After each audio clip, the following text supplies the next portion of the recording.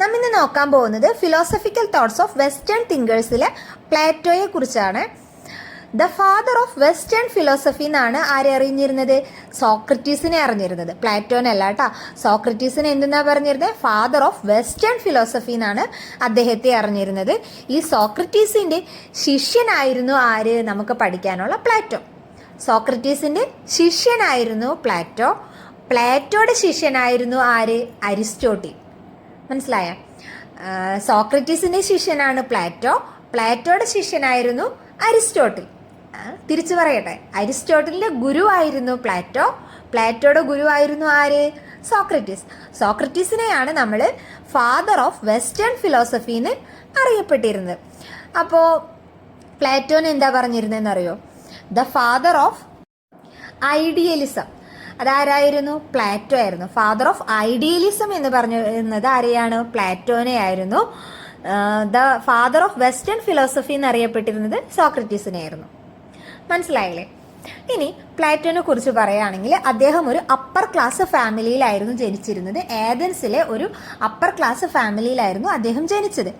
അദ്ദേഹത്തിന്റെ ശരിക്കുനുള്ള പേര് അരിസ്റ്റോക്കിൾസ് എന്നായിരുന്നു. അദ്ദേഹത്തിന്റെ ശരിക്കുനുള്ള പേര്. അതിന്റെ അർത്ഥം എന്താണെന്ന് വെച്ചാൽ ഏറ്റവും മികച്ചവൻ എന്നായിരുന്നു അരിസ്റ്റോക്കിൾസ് എന്ന വേർഡിന്റെ മീനിങ്. പിന്നെ അദ്ദേഹത്തെ പ്ലാറ്റോ എന്നറിയപ്പെടാൻ കാരണം അദ്ദേഹത്തിന്റെ ഷോൾഡർ എന്തായിരുന്നു? വൈഡ് ഷോൾഡർ ആയിരുന്നു. അതുകൊണ്ടാണ് അദ്ദേഹത്തെ എന്തെന്ന് അറിഞ്ഞത്? പ്ലാറ്റോ എന്ന പേരിൽ അദ്ദേഹം അറിയപ്പെട്ടത്. ഈ പേരിന്റെ ലഭിക്കാനുള്ള കാരണം അതായിരുന്നു. അദ്ദേഹത്തിന്റെ ഷോൾഡർ വൈഡ് ഷോൾഡർ ആയതുകൊണ്ടാണ് അദ്ദേഹത്തിന് പ്ലാറ്റോ എന്ന പേര് ലഭിക്കാൻ കാരണം.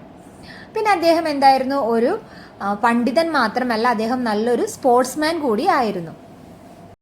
അദ്ദേഹം സ്ഥാപിച്ച വിദ്യാലയത്തിന്റെ പേരായിരുന്നു അക്കാദമി. അക്കാദമി എന്ന് പറഞ്ഞ വിദ്യാഭ്യാസ സ്ഥാപിച്ചത് ആരായിരുന്നു? നമ്മുടെ പ്ലാറ്റോ ആയിരുന്നു. അദ്ദേഹത്തിന്റെ 40ാമത്തെ വയസ്സിലായിരുന്നു അദ്ദേഹം അത് സ്ഥാപിച്ചത്. നമ്മുടെ പ്ലാറ്റോയുടെ ഒറിജിനൽ നെയിം ആണ് എന്ത്?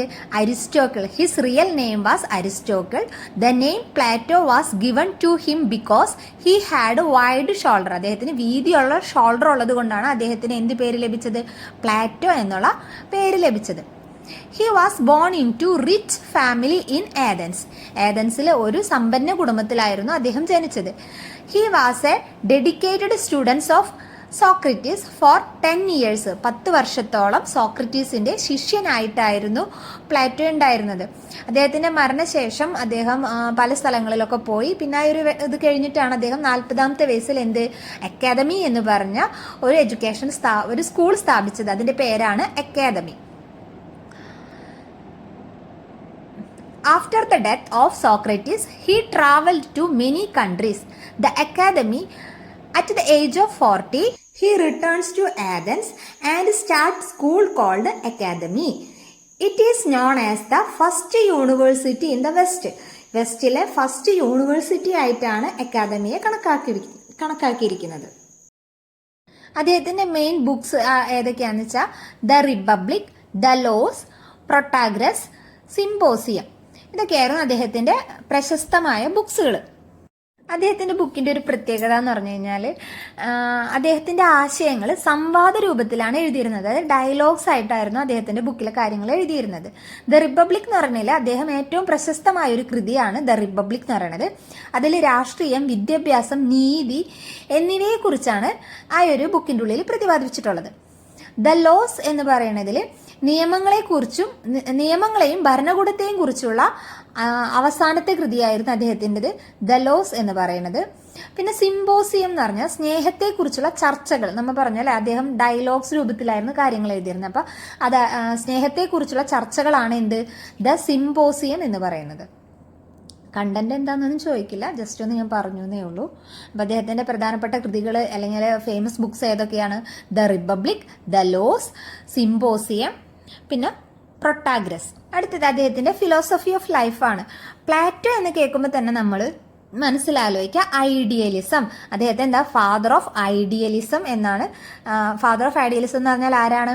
പ്ലാറ്റോ ആണ് അല്ലെ? അത് നമുക്കറിയാം. അപ്പോൾ അദ്ദേഹം പ്ലാറ്റോ എന്ന പേര് കേൾക്കുമ്പോൾ തന്നെ ഐഡിയലിസം എന്ന് ചിന്തിക്കാം. ഐഡിയലിസം എന്ന് വെച്ചാൽ എന്താ, ലോകത്തിലെ എല്ലാ വസ്തുക്കളെക്കാളും വലുത് ആശയങ്ങളാണ്, ചിന്തകളാണ് എന്നാണ് ഐഡിയലിസത്തിന്റെ അർത്ഥം. അതുകൊണ്ടാണ് പ്ലാറ്റോയെ ഫാദർ ഓഫ് ഐഡിയലിസം എന്ന് വിളിക്കുന്നത്. ലോകത്തിലെ എല്ലാ വസ്തുക്കളെക്കാളും വലുത് എന്താണ്, ആശയങ്ങളാണെന്നാണ്. കുറച്ചും കൂടി പറഞ്ഞു കഴിയുമ്പോൾ നിങ്ങൾക്ക് അത് കറക്റ്റ് മനസ്സിലാവും കേട്ടോ. 2 തരത്തിലാണ് അദ്ദേഹം വേൾഡ് ഉള്ളതെന്നാണ് ചിന്തിച്ചിരുന്നത്. അതായത് അദ്ദേഹം ഫാദർ ഓഫ് ഐഡിയലിസമാണ്. ഐഡിയലിസത്തിലാണ് അദ്ദേഹം കൂടുതൽ വിശ്വസിച്ചിരുന്നത്, ആശയങ്ങളിൽ. അപ്പോൾ അത് 2 തരത്തിലാണെന്നാണ് അദ്ദേഹം പറഞ്ഞത്. വേൾഡ് ഓഫ് ഐഡിയാസ്, മറ്റത് വേൾഡ് ഓഫ് ഒബ്ജക്ട്സ്. എന്താണ് വേൾഡ് ഓഫ് ഐഡിയാസ്? അത് ശാശ്വതമാണ്, അതിനെന്താണ് മാറ്റമില്ല അല്ലെങ്കിൽ നശിക്കില്ല, അത് യഥാർത്ഥ സത്യമാണ്. അതാണ് എന്ത് വേൾഡ് ഓഫ് ഐഡിയാസ് എന്ന് പറയുന്നത്. അടുത്തത് എന്താണ് വേർഡ് ഓഫ് ഒബ്ജക്ട്സ്. ഒബ്ജക്റ്റ് എന്ന് വെച്ചാൽ വസ്തുക്കളുടെ ലോകം. അത് നമ്മുടെ കണ്ണുകൊണ്ട് കാണുന്ന ഭൗതികമായ വസ്തുക്കളാണ്. അവ എന്തായിരിക്കും, അത് നശിച്ചു പോകും. അവയെ നമ്മൾ പ്ലാറ്റോ അതിനെ അൺറിയൽ ഷാഡോസ്, യാഥാർത്ഥമല്ലാത്ത നിഴലുകൾ എന്ന് അദ്ദേഹം അതിനെ വിളിച്ചിരുന്നു. അൺറിയൽ ഷാഡോസ് എന്ന് വെച്ചാൽ വേൾഡ് ഓഫ് ഒബ്ജക്റ്റ് എന്താണ്, നശ്വരമാണ്, നശിച്ചു പോകുന്നതാണ്. അതിനെയാണ് അൺറിയൽ ഷാഡോസ് എന്ന് അദ്ദേഹം വിളിച്ചിരുന്നത്. ഇങ്ങനെ പറയുമ്പോൾ നിങ്ങൾക്ക് മനസ്സിലാവണില്ല അല്ലേ? ഇപ്പോൾ നിങ്ങൾ ഒരു കസേര അല്ലെങ്കിൽ ഒരു റോസാപ്പൂ അത് വിരിയുമ്പോഴെന്തായിരിക്കും, നല്ല ഭംഗിയായിരിക്കും അല്ലേ? ആ ബ്യൂട്ടി, അത് എന്തായിരിക്കും, ആ ബ്യൂട്ടി എന്ന് പറയുന്നത് ഒരിക്കലും നശിച്ചു പോകുന്നില്ല. അല്ലെങ്കിൽ നമ്മൾ കണ്ണിൽ റോസാപ്പൂവിനെ കണ്ടു, നമ്മളുടെ ആ ഒരു ഇമേജ്, നമ്മൾ കണ്ടൊരു ഇമേജ് നമ്മുടെ ഇതിലും നശിച്ചു പോവോ? ഇല്ല, നമ്മുടെ തലച്ചോറിൽ അത് ഇന്നും ഫീഡായി കിടക്കുന്നുണ്ടാവുമായിരിക്കും അല്ലേ? അതേ സ്ഥാനത്ത് റോസാപ്പൂവോ കുറച്ച് നാൾ കഴിയുമ്പോൾ, ചിലപ്പോൾ 2 ദിവസം കഴിയുമ്പോഴത്തേന് അത് വാടിക്കൊഴിഞ്ഞു പോകും. അല്ലെങ്കിൽ കസേര, ഒബ്ജക്ട്സ് എന്നൊക്കെ പറയുമ്പോൾ റോസാപ്പൂവോ കസേര അങ്ങനെ എന്തോ ആവട്ടെ, ഒരു വീട്, അതൊക്കെ എന്തായിരിക്കും, ഫസ്റ്റ് കാണുമ്പോൾ അത് നല്ല, എല്ലാ വീടിൻ്റെ പണി കഴിഞ്ഞിട്ടുള്ള ആ വീട് കാണുമ്പോൾ നല്ല ഭംഗിയായിരിക്കും അല്ലേ? അതുപോലെ ഒരു കസേര, അത് അത് കുറച്ച് നാൾ കഴിയുമ്പോൾ എന്തായിരിക്കും, നശിച്ചു പോകും. ഇതൊക്കെ എന്താണ്, നശിച്ചു പോകും. പക്ഷെ നമ്മുടെ മനസ്സിലായി കണ്ടിരുന്ന ആ വീട് അല്ലെങ്കിൽ ആ കസേര, റോസാപ്പൂ, അത് നമ്മുടെ മനസ്സിൽ നിന്ന് നശിച്ചു പോവോ? ഇല്ല. അപ്പൊ അതാണ് അദ്ദേഹം പറഞ്ഞത് വേൾഡ് 2 തരത്തിലുള്ളത്. ഒന്നെന്താണ് വേൾഡ് ഓഫ് ഐഡിയാസ്. ഐഡിയാസ് എന്ന് പറയുന്നത് നമ്മളുടെ ചിന്തയിലുള്ള കാര്യങ്ങൾ അല്ലെ, അത് നശിച്ചു പോകുന്നുണ്ട്. ഇപ്പൊ നമ്മളായ ഓർമ്മയിലുള്ള റോസാപ്പൂവോ വീടോ കസേരയോ ഒന്നും എന്ത് ചെയ്യുന്നില്ല, നശിച്ചു പോകുന്നില്ല. പക്ഷെ the world of objects, object എന്ന് പറയുന്നത് ഏതൊക്കെയാണ്, ആ വീട്, കസേര, റിയൽ ആയിട്ട് ഉണ്ടായിരുന്നത് അല്ലെ, അതെന്തായിരുന്നു, റോസാപ്പൂ, അതൊക്കെ എന്താവും 2 ദിവസം കഴിയുമ്പോൾ നശിച്ചു പോകും. ഇപ്പൊ ഒരു വീട് പെയിന്റ് ഒക്കെ അടിച്ച് ആദ്യത്തെ കാണാൻ നല്ല ഭംഗിയായിരിക്കും. ഒരു 10-15 വർഷം കഴിയുമ്പോൾ ഇത് സംഭവിക്കുക, അതിനെ കാണാനുള്ളൊരു ഭംഗി നഷ്ടപ്പെട്ടു പോകും, അത് നശിച്ചു പോയിക്കൊണ്ടിരിക്കുകയായിരിക്കും അല്ലെ. അതുപോലെ കസേര കുറെ നാൾ കഴിയുമ്പോൾ അതിന്റെ കാലൊക്കെ ഒടിഞ്ഞ് യൂസ്ലെസ് ആയിപ്പോവും. അപ്പൊ ഇങ്ങനെയുള്ള എന്തായിരിക്കും, അങ്ങനെയുള്ള വസ്തുക്കൾ എന്ത് സംഭവിക്കും, നഷ്ടപ്പെട്ടുകൊണ്ട് പോകും, നശിച്ചു പോകും. പക്ഷെ നമ്മളുടെ ഐഡിയാസ്, നമ്മളുടെ ആ ഒരു ചിന്തയിൽ, ഓർമ്മയിലുള്ള കാര്യങ്ങൾ എന്ത് ചെയ്യില്ല, ഒരിക്കലും നശിച്ചു പോവില്ല എന്നായിരുന്നു അദ്ദേഹം പറഞ്ഞത്. ഇപ്പൊ മനസ്സിലായില്ലേ?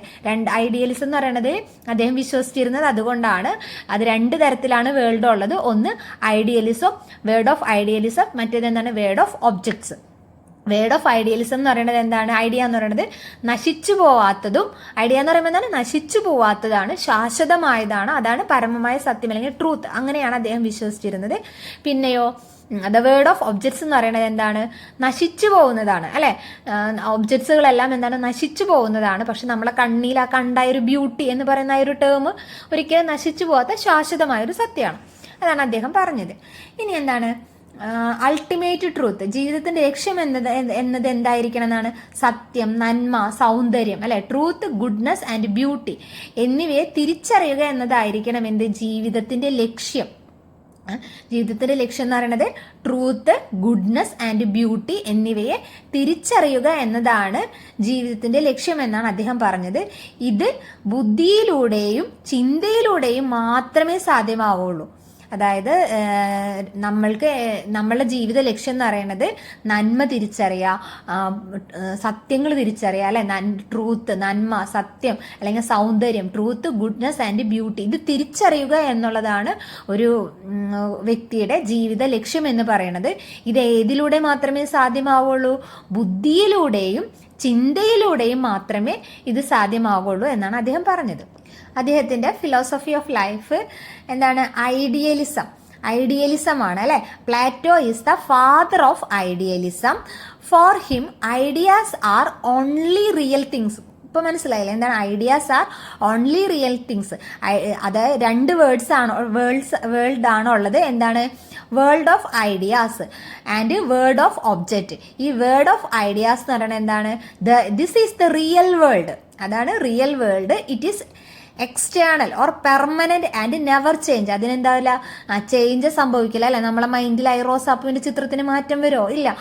അതിനൊരു ചേഞ്ചസ് ഉണ്ടാവില്ല. അതെന്തായിരിക്കും? നശിച്ചു പോവോ? 2 ദിവസം കഴിഞ്ഞ് അത് കൊഴിഞ്ഞു പോവോ? ഇല്ല.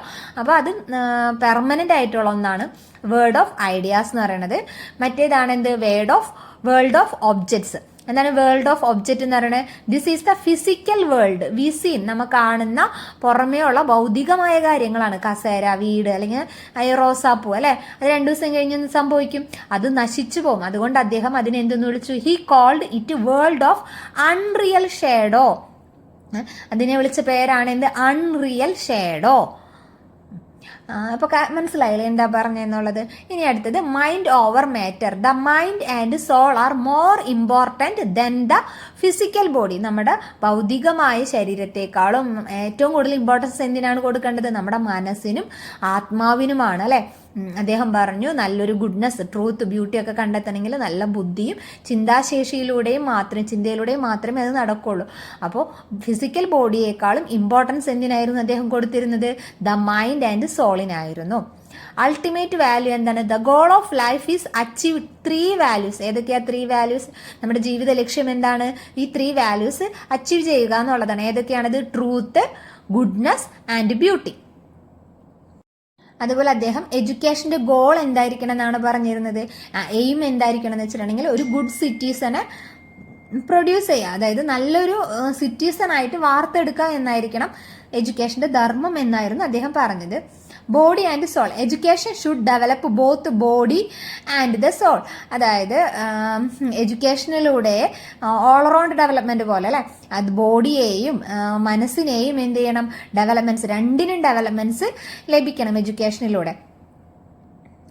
ബോഡിക്ക് എങ്ങനെയായിരിക്കും ഡെവലപ്മെന്റ്സ് ഉണ്ടാവുക? Through physical exercise. സോളിന് ത്രൂ മ്യൂസിക് ആൻഡ് ആർട്സ്.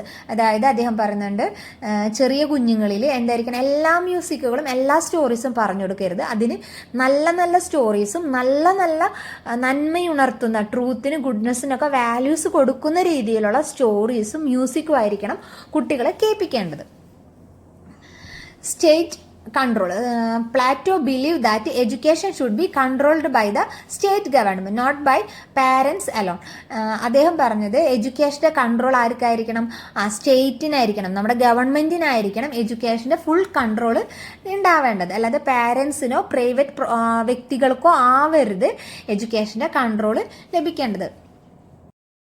അടുത്തതാണ് സെൻസർഷിപ്പ്. എന്താണ് സെൻസർഷിപ്പ് എന്ന് പറഞ്ഞാൽ? He suggested that children should only be exposed to good stories and music that build character. നമ്മൾ പറഞ്ഞു കുട്ടികളിൽ കുഞ്ഞു കുട്ടികളിൽ അല്ലെങ്കിൽ അവർ എല്ലാം പെട്ടെന്ന് ക്യാച്ച് ചെയ്യും. അപ്പൊ ബാഡായ കാര്യങ്ങളാണ് അവർ കേൾക്കുന്നതെന്നുണ്ടെങ്കിൽ അവർക്ക് അത് ക്യാച്ച് ചെയ്യാനുള്ളൊരു സാധ്യത കൂടുതലാണ്. അതുകൊണ്ട് അവർക്ക് കേൾപ്പിച്ചു കൊടുക്കുന്ന മ്യൂസിക് അല്ലെങ്കിൽ സ്റ്റോറീസ്, അവരോട് പറഞ്ഞു കൊടുക്കുന്ന സ്റ്റോറീസ് ഒക്കെ എന്തായിരിക്കണം?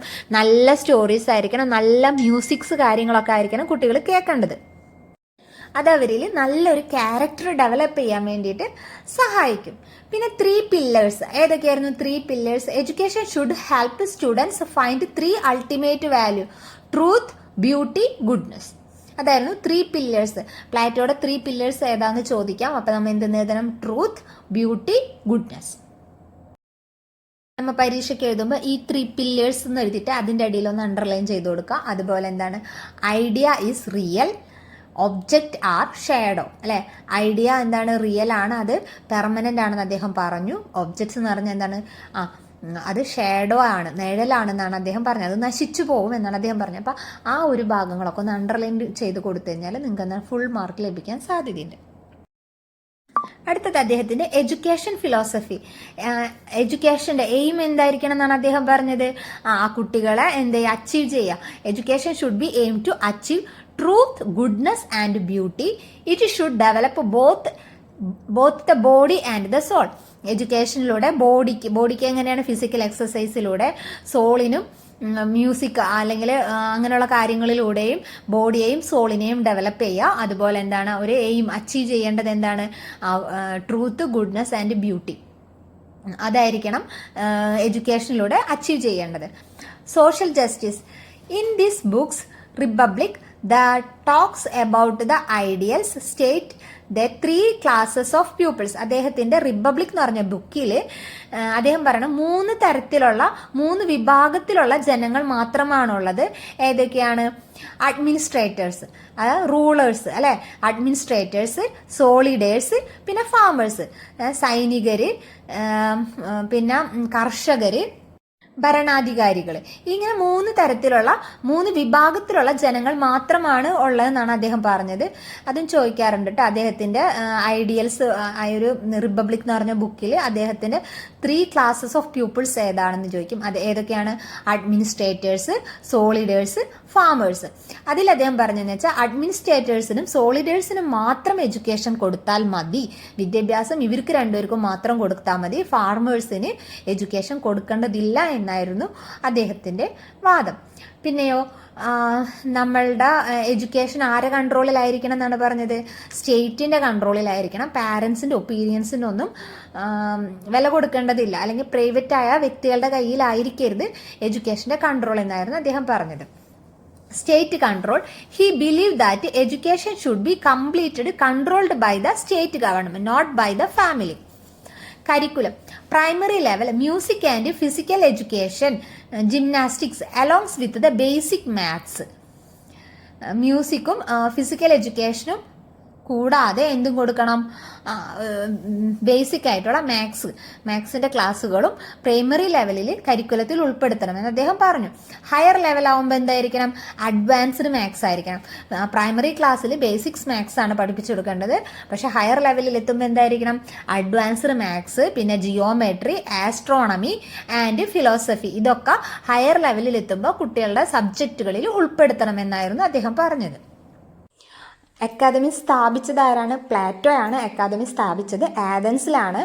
ഇത് the first university of the western world.